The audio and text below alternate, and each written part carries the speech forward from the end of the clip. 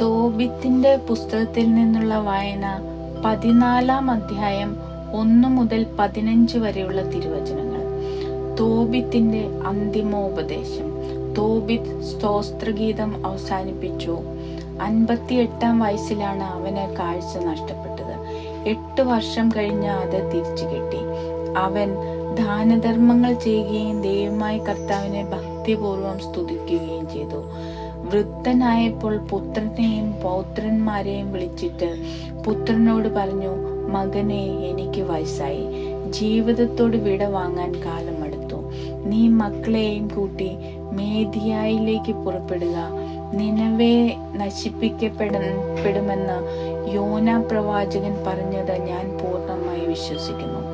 എന്നാൽ മേദിയായിൽ കുറെ കാലം സമാധാനം നിലനിൽക്കും. നമ്മുടെ സഹോദരന്മാർ തങ്ങളുടെ നല്ല ദേശത്ത് നിന്ന് ഭൂമിയിൽ ചിതറിക്കപ്പെടും. ജെറുസലേം വിജനമാകും. ദേവാലയം അഗ്നിക്കിരയായി കുറെ കാലത്തേക്ക് നാശകൂമ്പാരമായി കിടക്കും.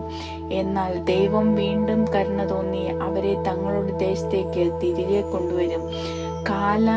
കാലപരിപൂർത്തിയാകുന്നതുവരെ ആദ്യത്തേതുപോലെ ആവുകയില്ലെങ്കിലും അവർ ദേവാലയം വീണ്ടും പണിയും. അതിനുശേഷം അവർ പ്രവാസത്തിൽ നിന്ന് മടങ്ങി വന്ന് ജെറുസലേമിലെ മഹത്വപൂർണമായി പുതുക്കി പണിയും.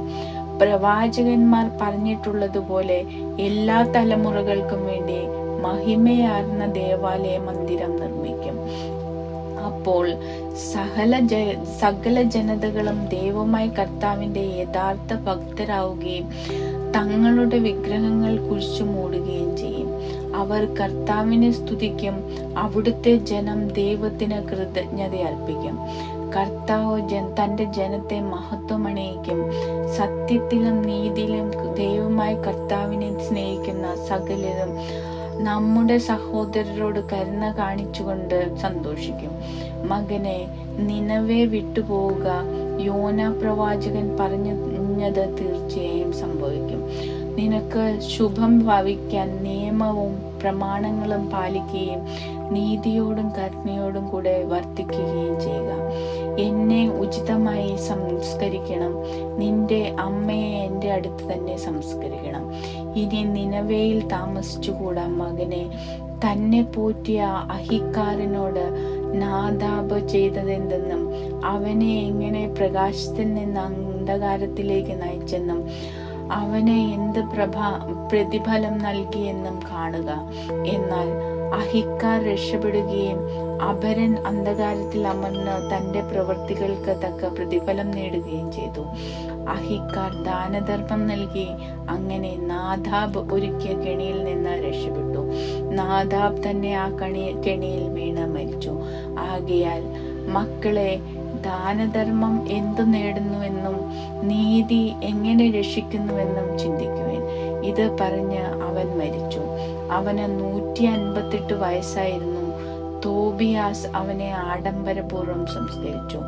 അന്ന മരിച്ചപ്പോൾ തോബിയാസ് അവളെ പിതാവിന്റെ സമീപത്ത് സംസ്കരിച്ചു.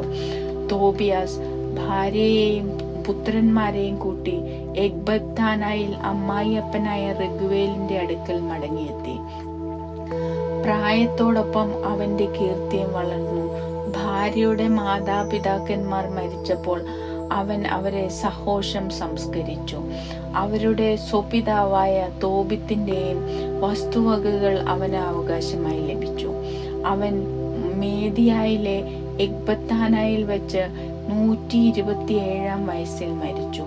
മരിക്കുന്നതിനു മുമ്പ് നബൂഖദ്നേസറും അഹസ്വേരൂസും നിനവെ കീഴടക്കി നശിപ്പിച്ച വാർത്ത അവൻ കേട്ടു. മരണത്തിനു മുൻപ് നിനവയെ കുറിച്ച് സന്തോഷിക്കാൻ അവന് ഇടവന്നു.